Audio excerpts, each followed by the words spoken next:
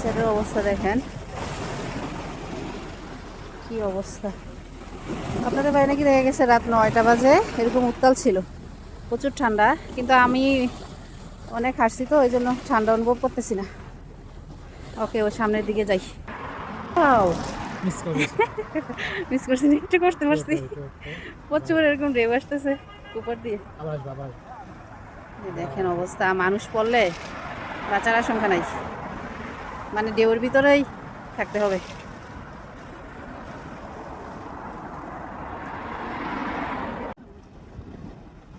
ও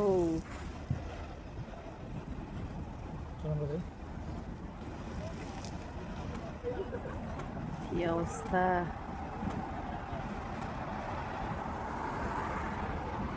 restaurant এখনো চালু আছে, বন্ধের পথে, কারণ আবহাওয়া ভালো না, সবাই আস্তে আস্তে চলে যাচ্ছে।